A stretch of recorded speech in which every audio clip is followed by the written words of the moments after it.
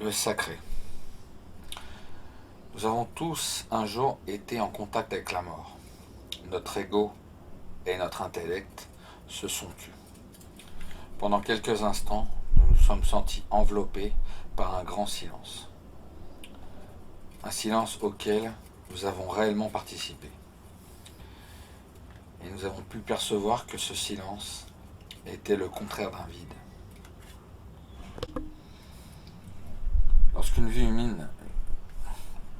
Lorsqu'une vie humaine parvient à son terme et que nous assistons à cet instant très solennel, nous nous sentons dépassés par cet événement.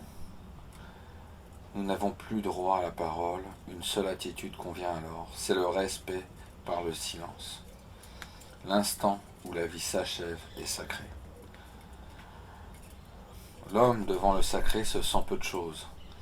En prenant la mesure de sa propre dimension devant l'immensité de l'univers, l'individu éphémère que nous sommes peut entrevoir la place qu'il occupe dans le grand courant de la vie, qui avance inexorablement de génération en génération. De manière floue, nous pouvons percevoir ce qui dépasse l'apparence.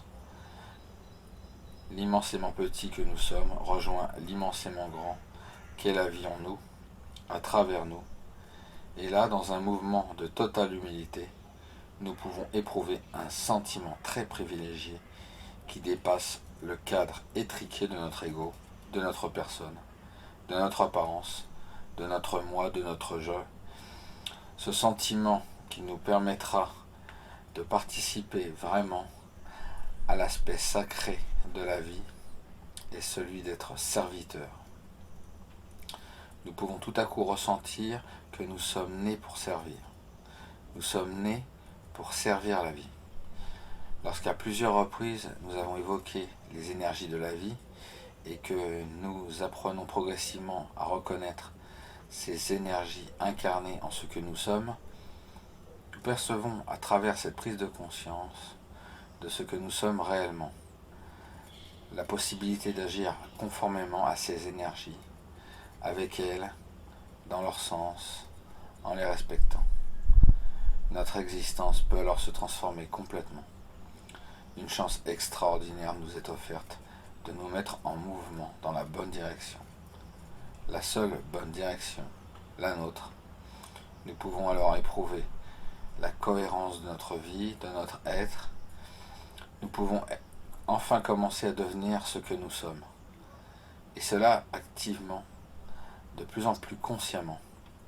Une joie nouvelle éclaire alors tout ce que nous entreprenons.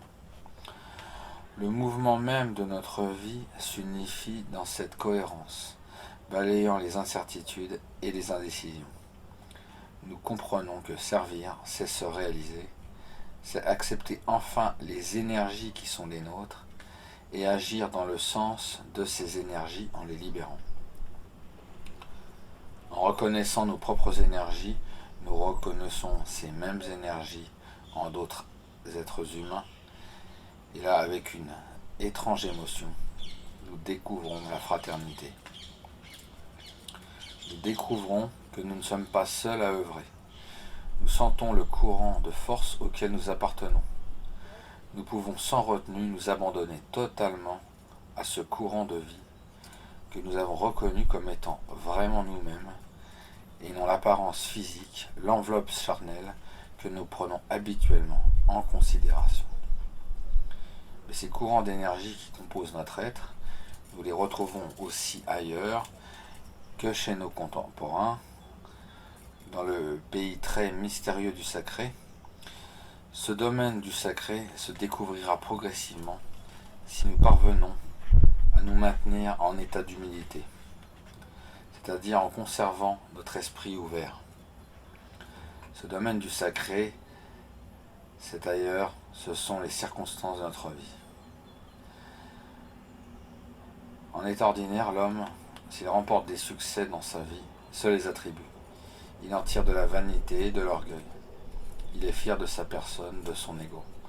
Au contraire, il subit des échecs, il déprime et éprouve la plupart du temps un sentiment d'injustice envers le sort qui s'acharne sur lui.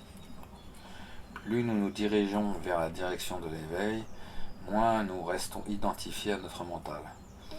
Plus nous devenons spectateurs de notre propre existence, et donc plus capables d'accepter vraiment les circonstances de la vie, plus nous apprenons les énergies de la vie, nous sommes une manifestation. Un véritable dialogue commence alors à s'établir entre les forces que nous avons reconnues comme les nôtres et les grandes énergies de l'univers.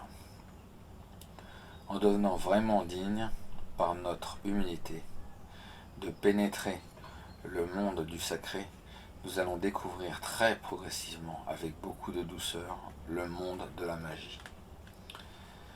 Nous devenons, en étant très attentifs, très vigilants, apprendre à conserver à converser avec les énergies de l'esprit. Nous devons apprendre à demander et apprendre à recevoir. Apprendre à discerner la nature véritable des événements qui se produisent alors.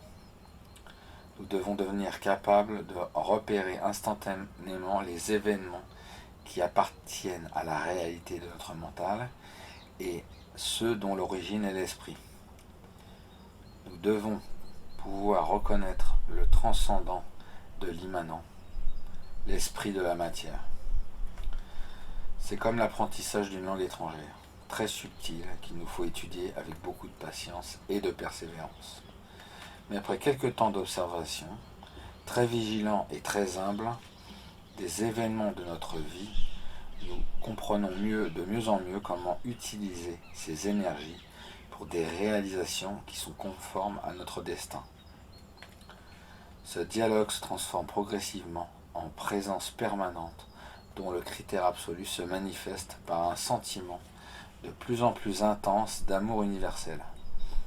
Nous apprenons ainsi à vivre de plus en plus en état d'amour dont la caractéristique principale, comme devant le sacré, est le respect. Le respect devant l'autre, le respect devant la nature, le respect devant la vie et le respect des événements qui sculptent progressivement notre propre existence, notre expérience. Récapitulation. Lorsque nous nous trouvons devant la mort, nous découvrons le silence de l'esprit. La fin de vie est très solennelle, nous nous sentons dépassés, muets devant cet instant sacré. L'homme devant le sacré peut vraiment ressentir sa propre dimension devant l'immensité de l'univers. Même vaguement, nous percevons ce qui est au-delà des apparences. Nous pouvons alors devenir véritablement humbles devant la vie et réaliser que nous existons pour servir la vie. Nous avons le privilège d'être serviteurs. En reconnaissant peu à peu les énergies que nous incarnons, nous pourrons progressivement agir conformément à ces énergies en respectant leur nature. Nous aurons alors la chance de pouvoir transformer notre existence en devenant ce que nous sommes réellement. Nous découvrirons l'unité de cette cohérence dans cette réalisation de ce que nous sommes vraiment et nous pourrons libérer nos énergies. Dans cette libération, nous rencontrerons d'autres êtres humains qui sont nos frères, qui sont nos sœurs. Nous découvrirons cet ailleurs de l'esprit que sont les circonstances de notre vie. Dans le dialogue qui s'établit avec les forces que nous aurons reconnues comme les nôtres, nous découvrirons très progressivement la magie de l'univers. Nous apprendrons peu à peu à demander et à recevoir. Nous apprendrons à vivre en contact avec nos énergies qui deviendront une présence qui accompagnera toutes nos entreprises. En découvrant l'amour absolu qui accompagne toujours les forces de la nature, à laquelle nous nous sentirons toujours plus liés, nous pourrons établir en nous de plus en plus le respect devant le sacré.